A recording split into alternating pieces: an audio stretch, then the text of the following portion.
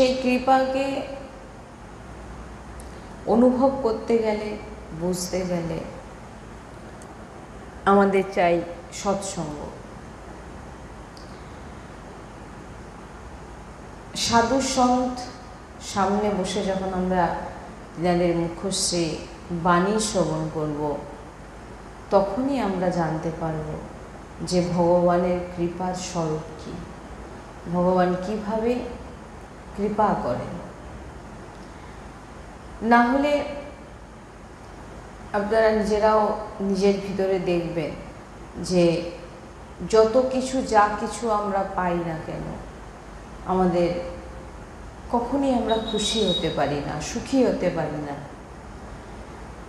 আমরা সবসময়, প্রায় সবসময় দুঃখী থাকি। আমাদের ইচ্ছে যেন পরপর বেড়েই চলেছে এবং সেই নিজেদের ইচ্ছেকেও ভগবানের সামনে আমরা প্রকট করি, আমার এটা চাই, ওটা চাই।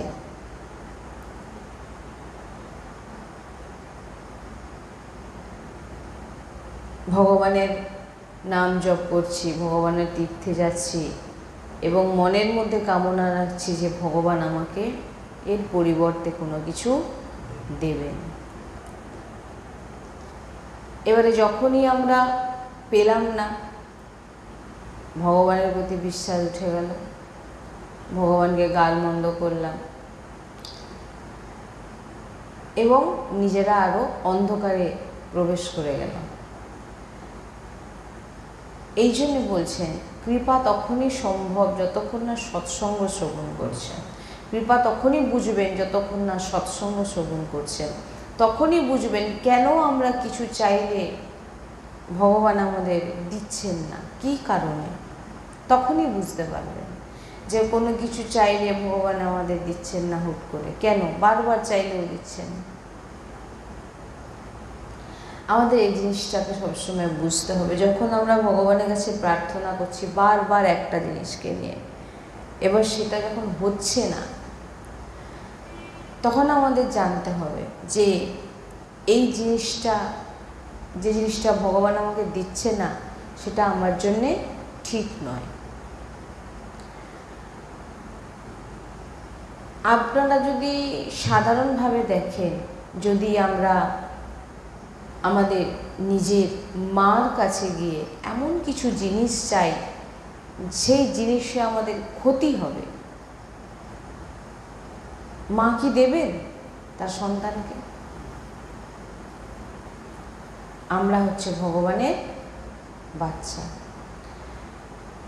এমন এখন আমাদের জ্ঞান নেই যে আমরা জানতে পারি যে আমাদের মঙ্গল কোন জিনিসে আছে। বাচ্চা অসুস্থ, পেট খারাপ হয়েছে, মার সঙ্গে বাইরে গেছে, দোকানে দেখে বিভিন্ন রকম জিনিস খেতে চাইছে, খুব চিৎকার করে কাঁদছে বাচ্চা, মাথা কুঁড়ছে, দিতেই হবে আমাকে এই চকলেটটা। কিন্তু মা জানে চকলেটটা খেলে ওর পেট খারাপ আরও বেড়ে যাবে, সুস্থ হবে না। যতই কাঁদুক না কেন মা তাকে কিন্তু দেবে না। কিন্তু একটা সময় এমন আসবে, সে শিশু যখন বড় হবে, সে জানতে পারবে যে তার মা তাকে কেন ওই দিন কিনে দেয়নি। তাই বলছেন আমরা হচ্ছে ভগবানের বাচ্চা। এমন কিছু ভগবান এখন আমাদের জ্ঞান নিয়ে আমরা বুঝতে পারছি না যে আমাদের কল্যাণটা কিসে।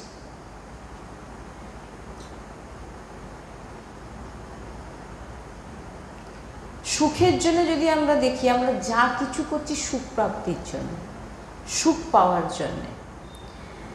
কিন্তু আপনারা যদি দেখেন পরিণামে আমরা সুখ পেতে গিয়ে কি পাই? দুঃখ।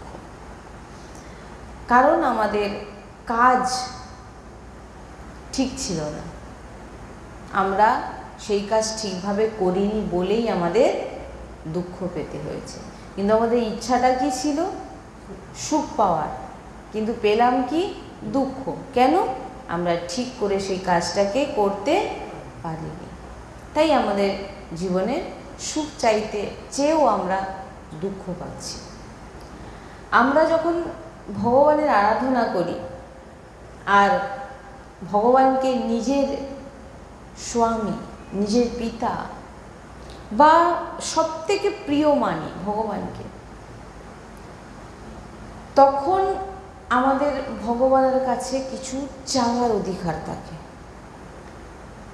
যেমন পিতার সম্পত্তির অধিকার কার হয়? তার সন্তানদের। বাইরের লোককে কিন্তু সে অধিকার হবে না, তার সন্তানের। তেমন ভগবানের বাচ্চা হচ্ছে ভক্ত, পিতার সব কিছুর অধিকার তার ভক্তের। পিতা আগে মানুন, তারপর তো তিনার সম্পত্তির অধিকারী হবে। পিতা তো আমরা মানছি না, তাই জন্যই বলছে যে একটা সম্পর্ক ভগবানের সঙ্গে গড়ুন। আপনি যে ভগবানের কাছে গিয়ে কিছু চাইছেন, ভগবান যদি আপনার সঙ্গে সামনে প্রকট হয়ে গিয়ে বলেন আমি তোকে দেবো কেন, তোর সঙ্গে আমার কি সম্পর্ক, আপনি তখন কি বলবেন? কি বলবেন? কি বলবো, পিতা মানে মুখের কথা, এটা তো আর ভিতর থেকে না। এবারে ভাবুন, আপনি কোনো সম্পর্ক করেননি, হ্যাঁ, আপনি কোনো সম্পর্ক করেননি। এবার ভগবান যদি আপনার সঙ্গে, আপনি ভগবানকে লিস্ট দিয়ে দেখাচ্ছে, এটা দাও ভগবান, এটা ওটা, চাকরি বাকরি, পুত্র সম্পত্তি, সব কিছু ভগবানের কাছে লিস্ট দেখাচ্ছে। ভগবান যদি আপনার সামনে প্রকট হয়ে গিয়ে বলেন আমি তোকে দেবো কেন এত কিছু, তুই আমার কে, তখন আপনি কি উত্তর দেবেন? আর ভগবান তো আপনার অন্তর, ভগবানই তো অন্তরে বিরাজমান। আপনার অন্তরে ওই যে অনেকে বলে না, আমার কথা তো আমি মনে মনে ভাবছি, আমি মনে মনে জানি ও কেমন। তুমি ভাবছো যে তুমি একাই জানো, না, তোমার ভিতরে বিরাজমান অন্তর্যামী যে ভগবান, প্রত্যেকের মধ্যে ভগবান বিরাজমান। তিনি কিন্তু জানে যে তুমি তার জন্য কি চিন্তা করছো, তার জন্য কি ভাবছো। তুমি ভেবো না যে আমার মনের কথা মনেই রয়ে গেছে, কেউ জানতে পারলো না। যে জানার, যেখানে হিসাব হওয়ার, যেখানে লেখার, ঠিক লেখা হয়ে যাচ্ছে, আর ঠিক টাইমে সে হিসাব আপনাকে দেখানো হবে। প্রস্তুত থাকুন। কারোর জন্যে কিছু ভাবার আগে, খারাপ ভাবার আগে, ভালো ভাবার আগে 5 বার ভাবুন। কারণ আপনি হয়তো কাউকে মুখে বলছেন না, মুখে না বলছেন তো কি হয়েছে, ভগবান তার ডায়েরি নিয়ে ভিতরে বসে আছেন। আপনার প্রত্যেকটা ভাব, আপনার প্রত্যেকটা ভাবনা, চিন্তা, সব কিছু কিন্তু লেখা হচ্ছে। বলে না, মনে মনে আমি জানি সে কীরকম, মনে মনে তাকে চিনে নিলাম, তাই বলছে। হ্যাঁ, ভগবানের কম্পিউটারে সব উঠে যাচ্ছে। তাই এই যে আমরা দুঃখ পাচ্ছি নিজেদের দোষে, ভগবানের কাছে দুঃখ পাই আমরা নিজেদের কিছু জিনিস প্রাপ্তি না হলে আমরা দুঃখ পাই। আমরা মনের ভিতর যেটা আমরা চাইছি সেটা আমরা না করতে পারলে তখন আমাদের দুঃখ হয়, না পেলে সেই জিনিসটা আমাদের দুঃখ হয়। নাহলে দুঃখ কেন হবে? সে তো নিশ্চয়ই, রাগ তো, রাগ ক্রোধ রাগ হবে। তাই বলছেন আপনি চাওয়ার অধিকারী কখন হবেন ভগবানের কাছে? আপনি যে কিছু ভগবানের কাছে চাইছেন, কখন আপনি সেই চাওয়ার অধিকার কখন না, আপনি যখন প্রভুকে নিজের ভাববেন। আমরা কর্মজালে ফেসে আছি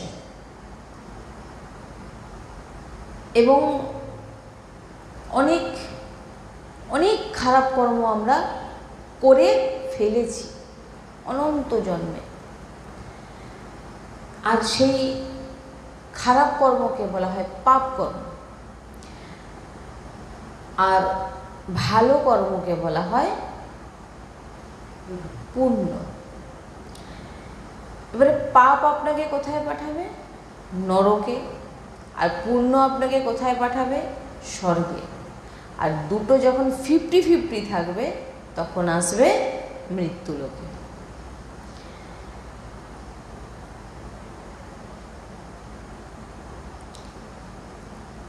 যখন আপনি অধিক মাত্রায় কিছু পূর্ণ করবেন, যেমন দান, তীর্থ, বালব্রত, এই সমস্ত যখন পূর্ণ করবেন, তখন দেখবেন আপনার যখন পূর্ণ অর্জন হতে থাকবে ধীরে ধীরে, তখন আপনার স্বর্গলোক প্রাপ্ত হবে। আর যখন খুব খারাপ কাজ করবেন, তখন আপনার নরক প্রাপ্ত হবে। আর দুটোর মিশ্রিত থাকলে তখনই এই দেহ প্রাপ্ত হয়। এই দেহ কখন পাই আমরা? যখন পাপ আর পূর্ণ দুটো মিশ্রিত থাকে, তখনই আপনি এই মানব শরীর আপনার প্রাপ্ত হয়। সে সাধু থেকে শুরু করে, সন্ত থেকে শুরু করে, প্রত্যেকের কথাই যদি বলেন, আমরা গুরুজির শ্রীমুখে শুনেছি, এই মিশ্রিত শরীর আমাদের প্রাপ্ত হয়। এবার আমাদের এমন দুঃখের ভোগ আসলো, এবার আমরা অনেক হয়তো মিশ্রিত, যেহেতু সুখ এবং দুঃখ মিশিয়ে আমাদের এই দেহ নির্মাণ হয়েছে, যে সুখও কিছু পাবো, দুঃখও কিছু পাবো। এই ভোগের জন্য আমাদের মানব দেহ দেওয়া হয়েছে। যদি আমাদের অধিক মাত্রায় পাপ থাকে তাহলে নরকে পাঠিয়ে দেওয়া হয়, আর অধিক মাত্রায় পূর্ণ থাকলে আমাদের স্বর্গে পাঠিয়ে দেওয়া হয়। আর দুটো মিশ্রিত থাকলে আমাদের এই দেহ প্রাপ্ত হয়। এবারে এই দেহের এমন কিছু কর্ম, খারাপ কর্ম, যে আমাদের দুঃখ ভোগ আসলো আমাদের জীবনে। এবার আপনি ভগবানের কাছে প্রার্থনা করছেন, খুব গুরুত্বপূর্ণ বিষয়, ভগবান আমার এই দুঃখকে তুমি মিটিয়ে দাও, দূর করো।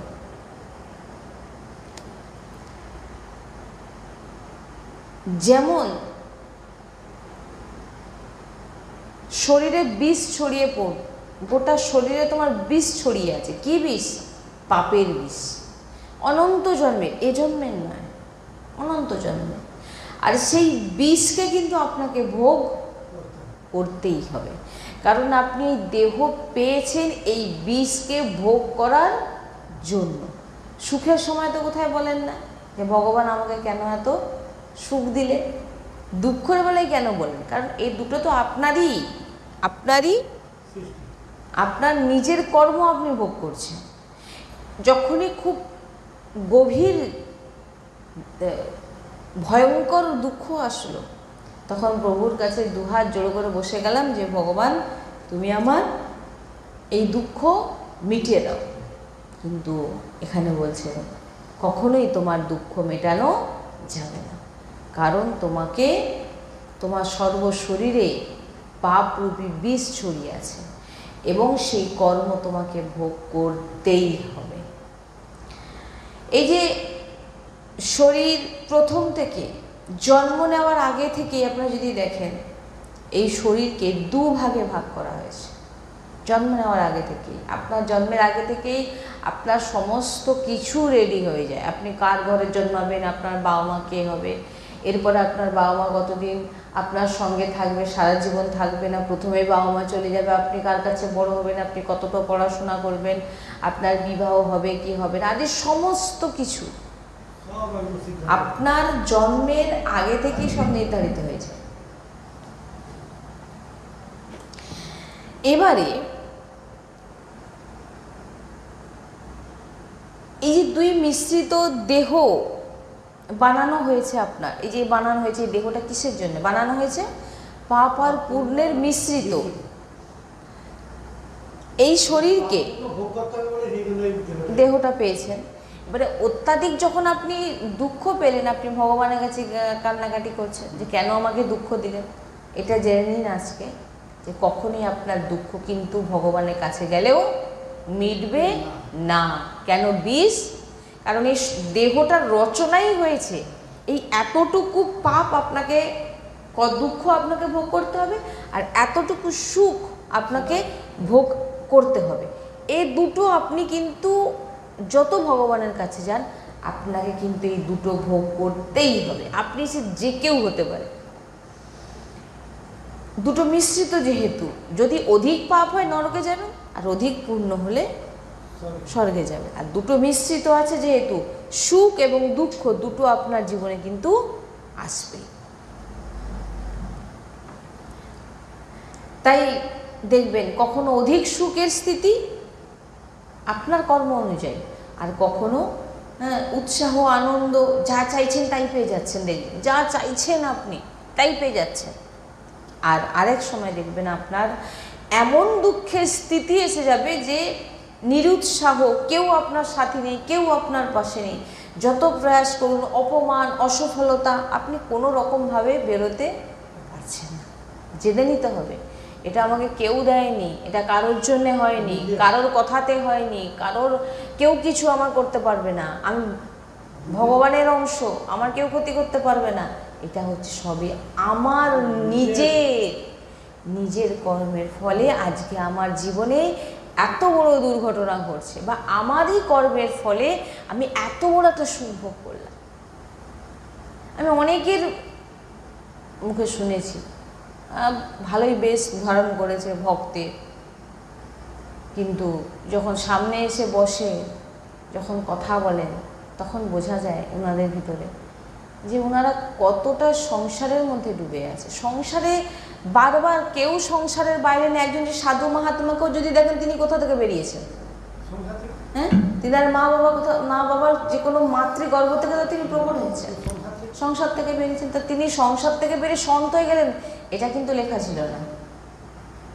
আর কেউ একই মাতৃগর্ভ থেকে 2 সন্তান হয়েছে, একজন সন্ত হলেন, একজন মস্ত বড় ডাকাত হলেন। এই ডাকাতটা লেখা ছিল যে হবে, কিন্তু সন্ত লেখা ছিল না। কারণ এইটা হচ্ছে আপনাকে ছুট দেওয়া হয়েছে যে আপনি কতটা আপনি নিজের মার্গটাকে ভগবত চরণে লাগাচ্ছেন। এই জিনিস লেখা থাকবে না কখনো, এটা একদম ফাইনাল। এটা হচ্ছে আপনার করা, যেমন আপনার করা কর্ম সুখ দুঃখ আপনি ভোগ করছেন, আপনিই পারেন ভগবানের চরণে যেতে। আপনার দেখুন, এখানে আর কর্ম আমি বলবো না, কারণ যেহেতু ভক্তি, ভগবত প্রাপ্তিতে কর্ম হয় না।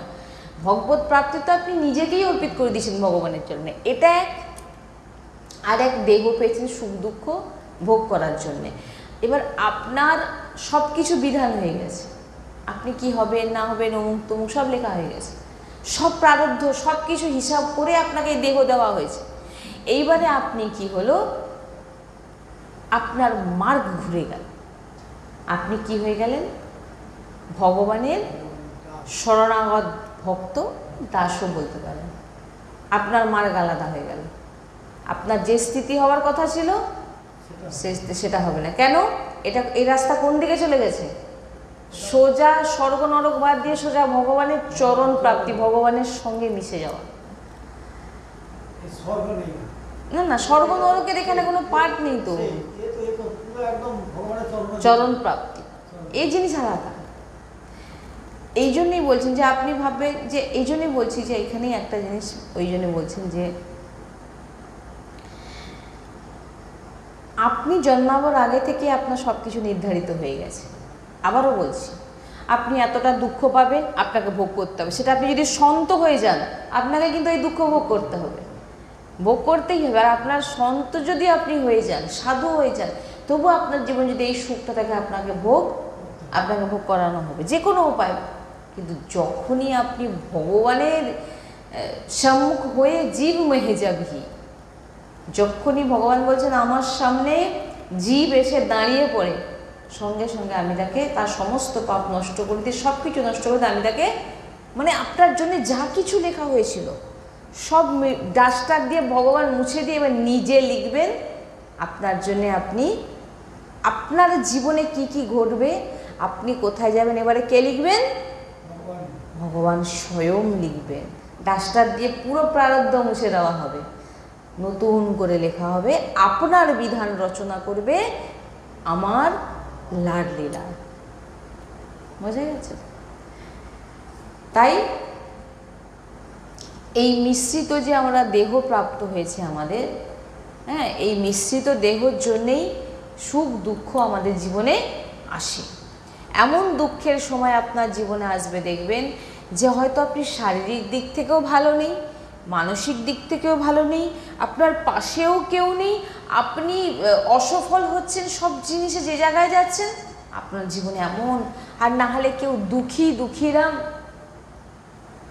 খুব জীবনে দুঃখ কষ্ট, অনেকে বলেন এই দুঃখীরাম, এরকম করে বলে না? আরে ভাই, দুঃখীরাম বলে তবু রামের নাম তো দিচ্ছে। যাই হোক, এত দুঃখ পেয়েও সে ভাবছে, হট করে দেখবেন তার একটা ভাবছে হয়তো কোথা থেকে হয়তো 5-10 টাকা পেয়ে সে বলে এত দুঃখী, সে একটা 10 টাকার লটারি কেটে নিল, দেখি যদি লেগে যায়, এত দুঃখী। কিন্তু এই একটা লটারি তাকে কোটিপতি বানিয়ে দিল। এটা কিসের জন্য হলো? এটা হচ্ছে তার প্রারব্ধের কোনো পূর্ণের ফলে ওই সুখটা ভোগ করছে। এবারে ওই ব্যক্তির আবার এমন কিছু কর্ম আছে, দেখা যাবে আজকেই 1 কোটি টাকা জিতে গেল, 10 দিন যেতে না যেতে ওই 1 কোটি টাকা কোথা থেকে, এই জন্য বলছে। হ্যাঁ, এটা হচ্ছে কি, এইটাই হচ্ছে আপনার মিশ্রিত সুখ দুঃখ আপনার দিয়ে আপনাকে তৈরি করা হয়েছে। আপনি এমনি তৈরি হয়নি, আপনাকে তৈরি করা হয়েছে সব কিছু দিয়ে।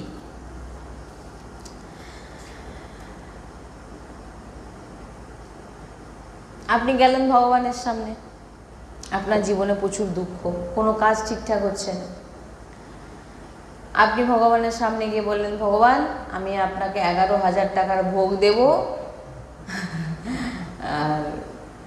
আর আমি যা যা চাইছি সেটা যেন পূরণ হয়ে যায়।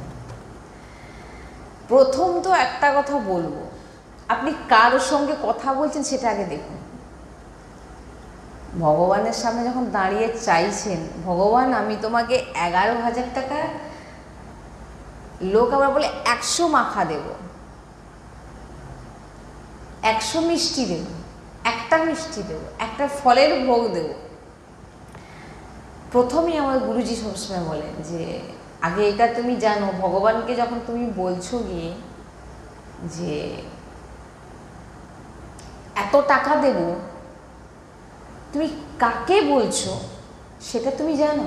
গুরুজি বলেন তুমি কাকে, কার সামনে দাঁড়িয়ে তাকে ঘুষ দিচ্ছ, তুমি সেটা জানো তিনি কে? টাকাটাও বা কার? সেটা তো আছে। বলছেন প্রথম এটা জেনে নিন, ভগবানের এ সমস্ত জিনিসের কোনো প্রয়োজন নেই।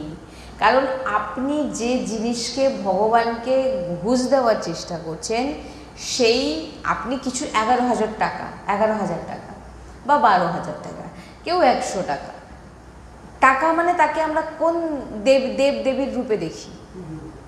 লক্ষ্মী। এবারে ভাবুন, ভগবানের চরণে ওই মা লক্ষ্মী চরণ সেবা করছে, আর আপনি ঘুষ দিতে যাচ্ছেন যে আমার এই কাজটা করে দিন। আপনি এটা তো দেখুন, আপনি প্রথম তো কার সামনে বলছেন, তারপরে দ্বিতীয় ভাবছেন আপনি যে যাকে ঘুষ দিচ্ছেন সেই মা লক্ষ্মী ভগবানের চরণে বসে ভগবানের চরণ সেবা করছেন। বলছেন তুমি শুধু বাচ্চা, তুমি শুধু বাচ্চা, কেবল এমনই ভাবনা করুন যে ঠাকুরজি তুমি আমার, এর থেকে বড় উপহার আমার আর কি হতে পারে। ভগবানকে কোনো দিন ঘুষ দেওয়ার চেষ্টা করবেন না। ভালোই আপনি ভগবানের কাছে দাঁড়িয়ে আপনার মনের দুঃখের কথা জানান, আপনার এটা চাই ওটা চাই বলুন, কিন্তু এটার বদলে ওটা আমাকে দাও, এটা কোনোদিন বলতে যাবেন না, কোনো দিনও বলতে যাবে না। তাহলে কিন্তু ভগবান স্বয়ং আপনাকে দণ্ড দেবে।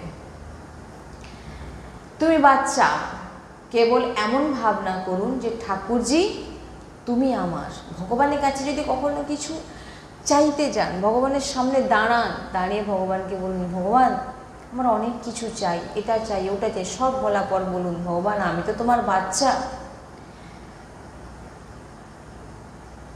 ভগবানকে বলুন যে আমি তো তোমার বাচ্চা, তুমি তো আমার, আর আমিও শুধু তোমার প্রভু, আমি শুধু তোমার। তুমি নিজেকে প্রভুকে দাও। অর্থের অহংকার প্রভুর সামনে দেখিও না। অর্থ দিয়ে প্রভুর কাছ থেকে কিছু পাওয়ার চেষ্টা করো না। তুমি প্রভুকে অর্থের ঘুষ না দেখিয়ে প্রভুকে তুমি নিজেকে দিয়ে দাও। বুঝতে পারছেন কথাগুলো? কথাগুলো নিতে হবে। এই যে কথাগুলো সৎসঙ্গ শুনছেন, প্রত্যেক ভক্তের কাছে আমার নিবেদন, এগুলো নিন। শুধু শুনে গেলে হবে না, শুনে গিয়েও যদি আপনার ভিতরে পরিবর্তন না আসে তাহলে আপনি কী হবে? কিছু বিপদ আসলেই ভগবানের কাছে চলে গিয়ে দাঁড়িয়ে গেলেন, এটা করে দাও না আমি ওটা দেবো, ওটা করে দাও না আমি এটা দেবো। গুরুজি বলেন ভগবানকে আনন্দিত করবার জন্য, ভগবানের কাছে যা চাইব তাই পাবার জন্য কি করব? একটাই কাজ সাধু সন্ত এবং আমার গুরুজি বলেন নিজের মনকে ভগবানের চরণে অর্পিত করে দাও। মন অর্পিত করা মানে এই মনের ভিতরে যদি কিছু চলে সেটা হচ্ছে শুধু প্রিয়া প্রিয়তম। কিন্তু আমাদের মনে তো গোটা সংসার বসে আছে,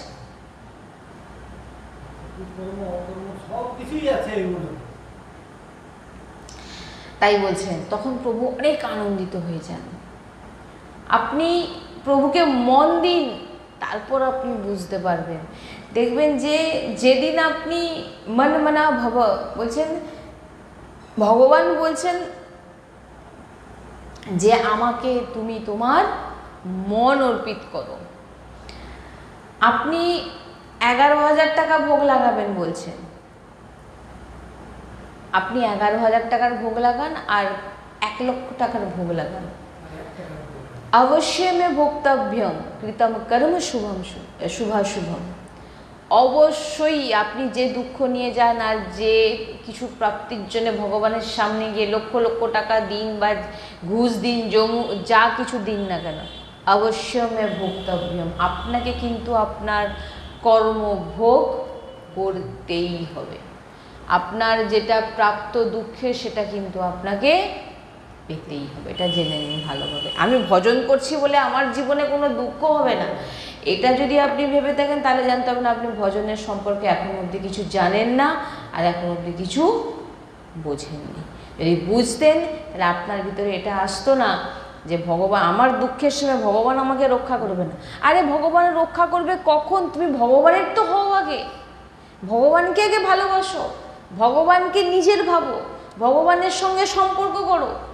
সেটার বেলা না, সেটার বেলা শুধু খালি এটা দাও, আরে তোমাকে ভগবান দেবেটা কেন? আপনি ভাবুন না, আমি যদি প্রথমে বলতে বলতে একটু থেমে গেলাম, ভগবান আপনার সামনে যদি এসে দাঁড়িয়ে তো আমি তোকে দেবো কেন, তুই আমার কে? আপনি কি উত্তর দেবেন সেটাও জানেন না, কি উত্তর দেবেন। যে বাচ্চাও বলবেন বা পিতাও বলবেন সেটাও তো জানবেন না, কারণ মন থেকে তো কোনোদিন ভগবানকে ওটা মানেনি, তাহলে হবে কি করে? ভগবানকে যতক্ষণ না আপনি ভালোবাসবেন ততক্ষণ, দেখুন একটি ছোট বাচ্চাকে তার পিতা কত ভালোবাসে বলুন তো, ভালোবাসে না? সেই বাচ্চা দেখুন তার পিতার দাড়ি ধরে টানছে, ঠাস ঠাস করে চড় মারছে, পা দিয়ে তো লাথিও মেরে দিচ্ছে। পিতাকে মারে না? তার ছোট কোলের বাচ্চা মাকে মারে না? মারে তো। পিতা কিছু বলে না, মা কিছু বলে, পিতাও কিছু বলে না, কত আদর করে। আপনি ভাবুন না, আপনি এখানে বাবা মা বাচ্চার কাছে লাথি খেয়ে যাচ্ছে, চটথাপ্পড়ও খাচ্ছে, দাড়ি ধরেও টানছে, তবু কিন্তু সে বাচ্চাকে কিছু বলছে না। কেন? সে বাবা মা জানে সে বাচ্চার আমরা ছাড়ার কেউ নেই। আপনি যখন ভগবানকে এমনভাবে ভালোবাসবেন, ভগবানের সামনে গিয়ে দাঁড়াবেন, আপনার অধিকার ভগবানের কাছে চাওয়া, আপনার যা চাই আপনি ভগবানের কাছে বলবেন। কখন আপনার এই অধিকারটা আসবে? যখন আপনি ভগবানকে নিজের ভাববেন, ভগবানকে ভালোবাসবেন, ভগবানের সঙ্গে সম্পর্ক করবেন। প্রথম সম্পর্ক করতেই হবে ভগবানের সঙ্গে। আপনি সখা করুন, আপনি বন্ধু করুন, এ সাধারণ ভাষায় বলছি, আপনি পিতা বাবা বলতে সম্পর্ক রাখতে পারেন, বন্ধু হিসাবে সম্পর্ক রাখতে পারেন, যে কোনো সম্পর্ক, মোটামুটি প্রভুর সঙ্গে সম্পর্ক করতে হবে। সম্পর্ক যদি গড়েন তাহলে আপনি এইবারে দেখুন একটা জিনিস, যখনই আপনি ভগবানকে ঘুষ দিতে যাচ্ছেন, ঘুষ দেওয়ার সময় আপনি বলছেন ভগবান আমার এই দুঃখটা দূর করে দাও, তার বদলে আমি তোমাকে এই মন্দিরটা করে দেবো, বা আমি সোনার চূড়া করে দেবো, বা আদি আদি ইত্যাদি। বলছেন অবশ্যই ভোক্তব্যম, ভোগ তোমাকে করতেই হবে। ভগবান বলছেন তুমি যতই যাই ঘুষ দেওয়া যাই তোমাকে কিন্তু ভোগ করতেই হবে, ভোগ তোমাকে করতেই হবে। এবং তোমাকে দণ্ড দেবে কে? ভগবানই দেবে। তুমি যখন ভগবানকে ঘুষ দিতে যাবে না, ভগবান হাসেন, বলে বারে বাবা বাহ, হ্যাঁ তোর সম্পর্ক নেই আমার কাছে, লিস্ট দিচ্ছে। আবার কি যখন পারলো না কোনো কিছু চেয়ে তখন এবারে ঘুষ দিচ্ছে, বলে তুই একদম কোনোদিন এই জিনিস তো কোনোদিন করবে না। আপনি চান, আপনি ভগবানের কাছে চান, আমি না বলছি না, সম্পর্ক অধিকার নিয়ে যান। আপনি কি অধিকারে চাইছেন? আপনাকে তো এই কথা, যদি ভগবান আপনার সামনে দাঁড়িয়ে পড়ে বলে তুমি কোন অধিকারে আমার কাছে চাইছো, আপনি তাহলে কি উত্তর দেবেন? না কোনো অধিকার নেই, এই না আমার সঙ্গে কোনো সম্পর্ক নেই। তা টাকা চাইছো কেন? জিনিস চাইছো কেন? সুখ চাইছো কেন? কোনো উত্তর নেই আপনার কাছে।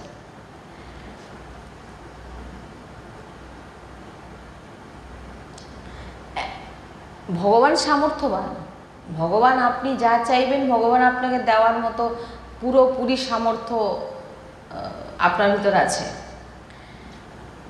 তিনি সর্বলোক মহেশ্বর, অনন্ত মহিমাশালী ভগবান।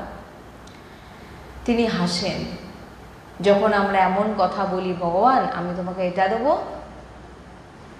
তুমি আমার এই কাজটা করে দাও, আমি তোমাকে এত দেবো। ভগবান খুব হাসেন, বলে বাহ, বলেন যে যিনি সর্বলোকের মহেশ্বর, অনন্ত মহিমাশালী, সমস্ত সৃষ্টি তিনার, তিনার কাছে গিয়ে দেখি আমরা ঘুষ দিই। ভগবান হাসেন, বাহ বারে জীব, বাহ খুবই সুন্দর। ভগবানকে নিজের ভাবুন, নিজের মন তিনাকে অর্পিত করুন, তখন আপনার মধ্যে কোনো ইচ্ছাই থাকবে না কোনো কিছু প্রাপ্তির।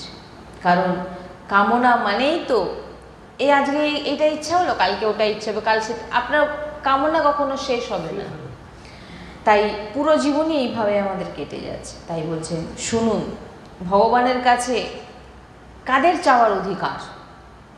ভগবানের কাছে কোনো কিছু চাওয়ার অধিকার কার আছে?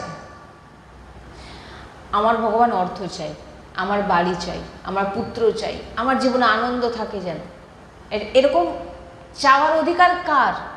কে চাইতে পারে ভগবানের সামনে গিয়ে? হ্যাঁ, এবারে বলছে এটা যে আপনার সাথে ভগবানের যে সম্বন্ধ আছে তাকে হৃদয় দিয়ে স্বীকার করুন। এবার আপনি তো সম্পর্ক মুখে মুখে বলে আজকে শুনে নেওয়ার পর মনে আমার ভগবান আজ থেকে আমার অমুক, এইবারে আপনাকে এটা হৃদয় থেকে মানতে হবে। হৃদয় থেকে এটা একদম ভিতর থেকে মানতে হবে যে ভগবানের সঙ্গে আমার এই সম্পর্ক। যেমন নিজেদের ঘরে যখন আমাদের অনেকে আছে না, মুদি দোকান আছে ঘরের, নিজেদেরই আলু চাল ডাল এমন দোকান আছে, ঘরের লোক গিয়ে বললেন যে বাবা আমার চিনি চাই। বাবা কি জিজ্ঞাসা করবে বাচ্চাকে কত চিনি চাই, মেপে দেবে? না একটা প্লাস্টিক বা ঠোঙা নিয়ে যতটা চাই ভরে তাকে দিয়ে দেবে। বাইরের দোকানে যদি যান, বাইরের দোকানে গেলেই দাঁড়ানো মাত্র আপনাকে বলবে কি চাই, বলবেন আমার চিনি চাই। কত চাই? না 100 চিনি। চিনি আপনাকে পাল্লাতে মেপে আপনাকে দেবে এবং তার দরুন যে দাম আপনাকে কিন্তু দোকানদারকে দিয়ে দিতে হবে। এটা বুঝুন, খুব বোঝার বিষয় যে নিজের ঘরের জিনিস পিতা আপনাকে মাপসই দেবে না, যা আছে দিয়ে দিল। বাইরে যখন যাবেন সে কিন্তু আপনার কেউ নয়, তার কাছ থেকে টাকা দিয়ে জিনিস নিচ্ছেন। বলছেন নিজের যখন আপনি ভগবানের হয়ে যাবেন, ভগবানের যত, ওই যে বললাম পিতার সম্পত্তির অধিকারী কে হয়? তার পুত্র। পুত্র বাবার কাছে যা চায় তাই পায়। এখানে কিন্তু মেপে ঝোপে দেবে না, যতটা চাই। কোনো পিতার সব কিছুই কার? তার পুত্রের। পুত্র বা সন্তান বলতে পারে। আর তাই বলছেন যে যখন আপনি ভগবান বলে মানবেন, ভগবান বলে, তখন ভগবান আপনাকে দেখবেন। ভগবানের কাছে যখন আপনি কিছু চাইতে যাবেন, ভগবান বলবেন কতটা তপস্যা করেছো আমার জন্যে, কতটা ভজন করেছো, কতটা পুণ্য আছে, কি আছে তোমার, আমি তোমাকে দেব। যখন ভগবান ভাববেন। আর যখন নিজের ভাববেন, ওই যে দোকানে চিনি যেমন, হ্যাঁ, উজাড় করে দেবে, নে কত নিবি। কিন্তু প্রথমে হৃদয় দিয়ে আগে মানুন। আর যখন আপনি দোকানদারের কাছে কিনতে যাবেন, তখন ভগবান আপনাকে জিজ্ঞাসা করবে কতটা তপস্যা আছে। প্রভু আমার ব্যবসাটা যেন বড় হোক। আচ্ছা, তোর ব্যবসা তোকে বড় করে দেবো, আগে বল তুই আমার জন্য কি করেছিস? আমি তো ভগবান, কি করেছিস? তপস্যা কতটা আছে? না, নেই। ভজন করিস? না। কোনো পূর্ণ করেছিস? না। তোকে কেন দেবো? আপনাকে চিনি এমনি কোনোদিন দেবে? কোনো দোকানে কোনো বাজার আনতে গেছেন, আপনি যদি টাকা না দেন, সে আপনাকে কিছু দেবে নাকি? তাহলে ভগবান বলে যখন ভাবছেন, ভগবানকে কিছু দিতে হবে। কি দেবেন? ভজন। আপনার কতটা তপস্যা, আপনার কতটা পূর্ণ দেওয়ার পর আপনাকে সেই অনুযায়ী হয়তো কিছু মেপে ঝুপে দেওয়া হবে। ভগবান বলছেন এমন আচরণ মনমানি আচরণ, ব্যভিচার, শাস্ত্রবিরুদ্ধ আচরণ। আর আপনি বলবেন সারা জীবন আপনি শাস্ত্রবিরুদ্ধ আচরণ করেছেন, আর সারা জীবন আপনি ব্যভিচার করেছেন, খারাপ কাজ করেছেন, আর আপনি সমস্ত কিছু করে ভগবানের সামনে গিয়ে বলবেন যে আমার এই কাজটা করে দিন, আপনি আমার এই কাজটা করে দিন প্রভু, সারা জীবন ব্যভিচার করেছেন, আপনি আমার দুঃখ দূর করে দিন। ভগবান বলছেন এমন আচরণ যে করে, আমি তাকে স্বয়ং দণ্ড দিই, আমি তাকে শাস্তি দিই, আমি তাকে শাস্তি দিই। কারণ তিনিই স্বামী, তিনিই মালিক, তিনিই সব। যেমন ভগবানকে কেউ ডাকুক আর না ডাকুক, প্রত্যেকেই কিন্তু ভগবানের সন্তান। হ্যাঁ, ভগবান নিজে পিতা হয়ে তার সন্তানকে কিভাবে দণ্ড দেয়। যেমন সাধারণ দেখুন না, কোনো দেখবেন অনেক জায়গায় দেখা যাবে তার পিতাই পুলিশকে বলছে নিয়ে যাও, একে ফাঁসি দিয়ে দাও। এরকম অনেক জায়গায় দেখবেন তার ছেলে এমন কিছু কাজ করেছে, পিতাকে বলছে পিতা আমাকে বাঁচাও বাঁচাও, তার নিজের পিতাই বলছে যে না, পুলিশকে বলছে একে নিয়ে যাও, একে ফাঁসি দিয়ে দাও। কেন? নাকি এত দিন আমি টাকা পয়সা এত কিছু দিয়ে পড়িয়ে বড় করলাম, আর ও এমন একটা কাজ করলো, এত নোংরা ঘৃণিত কাজ করলো, একে ফাঁসি দাও। তেমন বলছেন যে যিনি পরম পিতা, তিনার কথার উল্লঙ্ঘন করবে যে, আর তিনি তোমার ইচ্ছা পূরণ করে দেবে। বুঝতে পারছেন? তুমি পরম পিতা, এমনি সাধারণ সাংসারিক পিতা তার ছেলেকে বড় করলো, পিতা চাইলো ছেলে এবার আমার কথা মতো চলবে, ভালো কাজ করবে, তাকে পড়াশোনা করিয়েছি, কিন্তু সে একটা এমন কাজ করলো যে পিতাকে বলতে বাধ্য হচ্ছে যে একে ফাঁসি দিয়ে দাও। তাহলে পরম পিতা, যিনি আমাদের সবার পিতা, তিনার শাস্ত্রের বিরুদ্ধে আচরণ, তিনার আজ্ঞা উল্লঙ্ঘন করে তিনার সামনে গিয়ে নিজেদের মনস্কামনা রাখবার ভগবান পূরণ করবে? ভগবান বলছে যাও, আমি স্বয়ং তাকে দণ্ড দিই, আমি স্বয়ং দিই তাকে। তাই বলছেন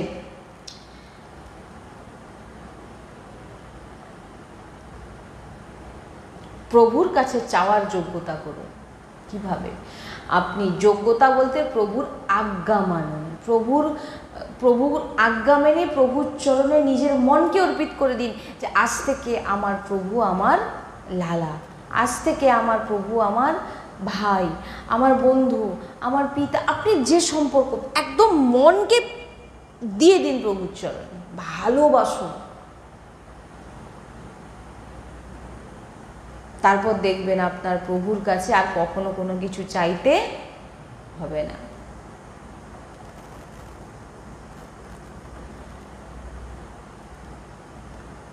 হৃদয় দিয়ে আপনি প্রভুকে নিজের ভাবুন, হৃদয় দিয়ে। যতদিন না এটা করতে পারবেন, দোকানের মতো যদি ভগবানের কাছে গিয়ে চান, তো আপনাকে যোগ্যতা অর্জন করতে হবে। কিসের যোগ্যতা? কতটা তপস্যা, পবিত্রতা, সদাচার আদি আপনার মধ্যে আছে, তবেই আপনার। আর যদি আপনি বাচ্চা হয়ে যান,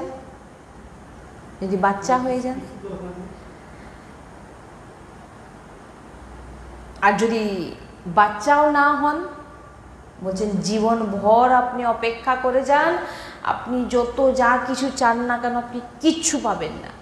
বলছেন যে অনেক চতুর খিলাড়ি আমাদের ঠাকুরজি, তুমি যতই চালাকি করো, ওই যে বললাম মনে মনে ভাবছি, আমি যা মনে মনে ভাবছি কেউ বুঝতে পারছে না, কিন্তু ভিতরে বসে আছেন একজন, তিনি সব কিছু জানেন।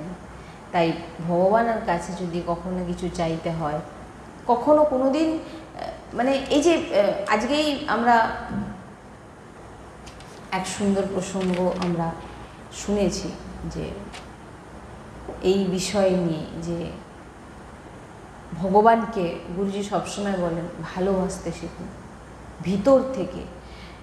এই যে দেখেন না যে অনেকে এরকম করে যে কেন এই যে গুরুজি বলেন, এই যে কথাটা আমি বলছি, এটা গুরুজিরই বাণী বলছি আমি।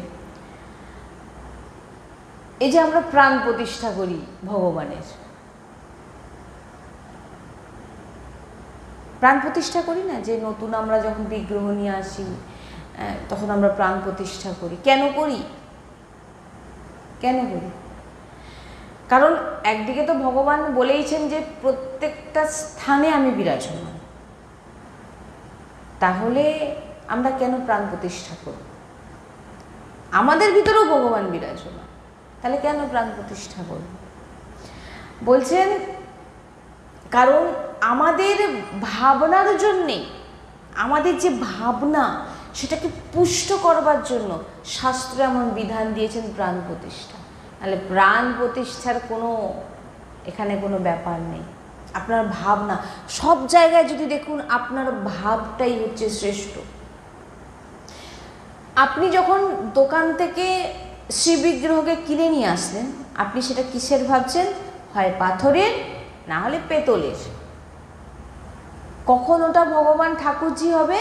যখন ব্রাহ্মণ এসে একটু হোম যজ্ঞ আদি করে দেবে।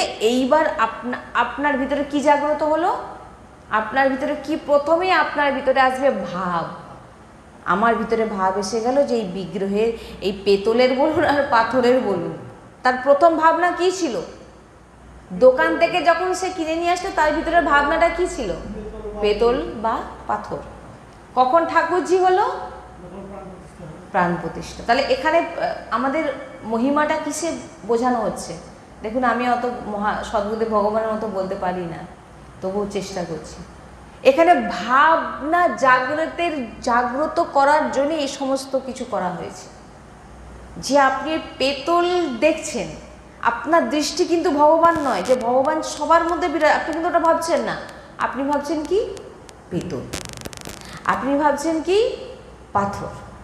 যখনই ওখানে পুজো আদি হয়ে গেল, এইবারে আপনার ভিতরে ভাব জাগ্রত হয়ে গেল যে এর মধ্যে আমার ঠাকুরজি বিরাজমান। আপনার ভাব, এবারে প্রণাম, দণ্ডবোধ।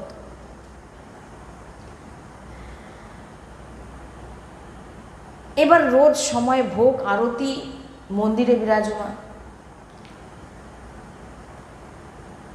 ভাবুন, উপাসক যিনি হন, তিনার কখনোই প্রাণ প্রতিষ্ঠা করার দরকার হয় না, কারণ তিনাদের প্রাণই তো হচ্ছে ভগবান। প্রাণ প্রতিষ্ঠা দরকার নেই? সব জায়গায় ভগবানকে দেখছেন, আর তাদের প্রাণও হচ্ছে তার ভগবান, সব জায়গায়। বলছেন দৃষ্টি দিয়ে যে জিনিস, যে কোনো বস্তুকে দেখে নিলে, বলছেন দেখে নেওয়া মাত্রই তার প্রাণ প্রতিষ্ঠা হয়ে গেল। কারণ যেখানেই দেখছে তিনি কাকে দেখছে? ভগবানকে দেখছেন, ভগবানকে দেখছেন, লালাকে। আপনার যে সম্পর্ক, আপনার ভাবকে পুষ্ট করবার জন্য প্রাণ প্রতিষ্ঠা করা হচ্ছে। আপনার ভাবনাটা যেন পেতল পাথর না থাকে, তার মধ্যে স্থির করার জন্য, যে এনার মধ্যেই আমার ঠাকুরজি বিরাজমান হয়ে গেল। এইবার আপনি প্রণাম করবেন, আরতি করবেন, ভোগ যা সেবা। আপনার তাহলে দৃষ্টিটা কোথায় ছিল? যখন আপনি দোকান দিয়ে কিনে নিয়ে আসলেন, আপনার ভাবনা কি ছিল? ছিল ওর মধ্যে ভগবান বিরাজমান ছিল না তো? এইগুলো হচ্ছে অনেক উচ্চ স্থানের এগুলো বৃন্দাবন ছাড়া এমন ভাবনা প্রাপ্ত হওয়া, মানে সত্যি বলছি, এগুলো মানে কখনো সম্ভব নয়। কোনো প্রাণ প্রতিষ্ঠার দরকার নেই। যে হৃদয়ের মধ্যে ভগবানকে বসানো, আপনি কি কোনো জায়গা, এবারে বলছে যে ভাবুক এবং প্রেমিক জনদের জন্য কোনো প্রাণ প্রতিষ্ঠার দরকার হয় না, কারণ তিনাদের প্রাণই হচ্ছে প্রভু। যেমন থামবে, নৃসিংহ ভগবান যেমন প্রকট হলেন, তখন কি প্রাণ প্রতিষ্ঠা করতে হয়েছিল?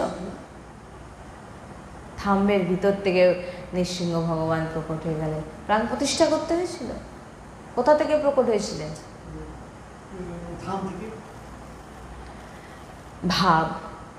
ভাব প্রকটের জন্যই এই সমস্ত কিছু প্রাণ প্রতিষ্ঠা এগুলো করা হয়েছে, ভাব প্রকটের জন্য। যদি আপনারা দেখেন, না হলে প্রথম থেকেই ঠাকুরজি সর্বত্র বিরাজমান, কোনো জায়গায় ভগবান নেই এমন কোনো স্থান নেই। সব জায়গায় প্রত্যেকটা জীব থেকে শুরু করে ভগবান গীতাতে বলে দিয়েছেন, আমি ছাড়া সৃষ্টিতে আর কোনো কিছু নেই।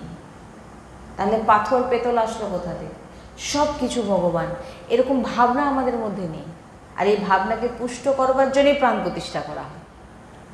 শাস্ত্র হচ্ছে বড় প্রবীণ, যে জীবকে ভগবত প্রাপ্তি করানোর জন্য অনেক রকমের সব বিধান করেছে। তাই ভাবকেই প্রেম বলে, যা আমাদের কাছে নেই। ভাবটাই নেই আমাদের কাছে। প্রথমে দোকানে গেলেই দেখলাম এই বিগ্রহ ঠিক আছে, নিয়ে গিয়ে যে কোনো জায়গায় একটা বসিয়ে দিলাম, প্রাণ প্রতিষ্ঠা যাবো, এখন 2 বছর 5 বছর বসেই আছে, কিনে নিয়ে এসে প্রাণ প্রতিষ্ঠার পর সেবা শুরু হবে। আরে ভাই, তুমি এই জিনিসটাকে বোঝানোর জন্যই এগুলো অনেক গভীর বিষয়, এগুলো মহাপুরুষদের কাছে না, মানে আমাদের মতো জীব কি এই কি আপনি বুঝতে পারছেন নাকি আমি জানি না। আমি রসিকজনের মতো তো আমার সেরকম ক্ষমতা নেই। হ্যাঁ, উনাদের প্রসাদী বাণী আমি যতটুকু আমার ভিতরে আমি নিতে পারি সেটাকে আমি বলার চেষ্টা করি। ভগবান সর্বত্র জেনে নিন, পেতল, কাঁসা, পাথর, এগুলো আমাদের দৃষ্টি, আর এই দৃষ্টিটাকে চেঞ্জ করার জন্যেই প্রাণ প্রতিষ্ঠার দরকার হয়। কিন্তু ভগবান সর্বত্র বিরাজমান। কথাটা কি বললাম? আপনার দৃষ্টি কোথায়? আপনার ভাব কোথায়? পেতল। যতক্ষণ না ঘন্টা নাড়ছে ততক্ষণ আমাদের মধ্যে ভাব জাগ্রত হবে না যে এর মধ্যে ঠাকুরজি বিরাজমান। তাহলে ঠাকুরজি তো আপনার সামনে যে দাঁড়িয়ে আছে, যে দোকানদারের কাছ থেকে আপনি কিনছেন, তিনি কে? তিনি কে? তিনিও ঠাকুরজি। তিনার মধ্যে কে আছে? ঠাকুর আছে। তাই প্রেমের জন্যেই সাধন শুরু করা হয়েছে। এই যে সমস্ত প্রাণ প্রতিষ্ঠা, এগুলো হচ্ছে প্রেম প্রকট করবার জন্য। কার প্রতি? ভগবানের প্রতি। এই জন্য শাস্ত্র এমন বিধান করেছেন যে ওই বিগ্রহকে প্রাণ প্রতিষ্ঠা করার বিধান যে করা হয়েছে, যাতে আপনি প্রাণ প্রতিষ্ঠা করার পর আপনার ভিতরে যে ভাব জাগ্রত হবে, আর এই ভাব থেকেই প্রেমে পৌঁছাবে। আর যতক্ষণ না এমন হবে ততক্ষণ আপনার ভিতরে ভাব প্রেম জাগ্রত হবে না। দোকানে বসে আছে দেখছেন, যখনই ঘরে নিয়ে এসে এইবারে ধূপ আরতি শুরু হবে, না হলে হবে না। কেন? আমাদের ভাবনা, আমাদের ভাব ঠিক নয়। ভগবান যখনই আপনি জেনে গেলেন যে প্রাণ প্রতিষ্ঠা হয়ে গেল, এইবারে 8 প্রহর সেবা শুরু করে দিলেন। তাই জন্য বলছেন বড় বড় মহাপুরুষ যে হয় ভাবে যুক্ত, তিনারা শাস্ত্রের প্রমাণকে পুষ্ট করবার জন্য, যে বড় বড় পণ্ডিত, সমস্ত বড় বড় পণ্ডিতগণ দেখবেন প্রাণ প্রতিষ্ঠা করতে যান, তিনাদের এই সমস্ত কিছু দরকার নেই। তিনারা কেন প্রাণ প্রতিষ্ঠা করতে যান? যে এই প্রাণ প্রতিষ্ঠা করার ফলে তার ভাব জাগ্রত হবে। তাই জন্য তিনাদের তো এমনিতেই তিনারা যে যিনারা পণ্ডিত মহাপুরুষগণ, যিনারা এই যে প্রাণ প্রতিষ্ঠা করতে যাচ্ছেন, তিনাদের কোনো কিছুর প্রয়োজন নেই কিছুই করতে। তিনারা ওই যে বললাম দৃষ্টি, তিনাদের দেখাটাই হচ্ছে এই যে আমার ঠাকুর যে এটা, ব্যাস ওটাই প্রাণ প্রতিষ্ঠা বলুন আর যাই বলুন। কিন্তু আমাদের ভিতরে ভাব জাগ্রত করবার জন্যেই মহাপুরুষ বলুন বা যে ব্রাহ্মণ আদি যিনারাই করে, আমাদের ভিতরে ভাব প্রকট করবার জন্য করে, কারণ আমাদের মধ্যে সে ভাবটা নেই। তাই আজকে সৎসঙ্গে এটাই বলবো যে ভগবানকে নিজের ভাবতে শিখুন।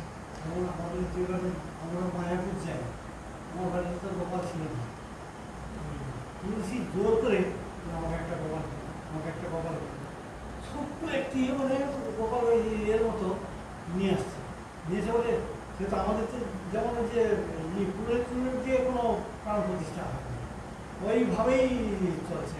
তারপর থেকেই তো এখন এবার যে বললাম আপনার ভাব, মানে সেই জন্য আমার মন্দিরটাকে আলো করে রাখছে। এই গোপাল যেন আমার মন্দিরটাকে আলো করে রাখছে। হ্যাঁ, ছোট বড় নিয়ে তো লালা, সে ছোট হোক আর বড় হোক। শ্রী হরিবংশ।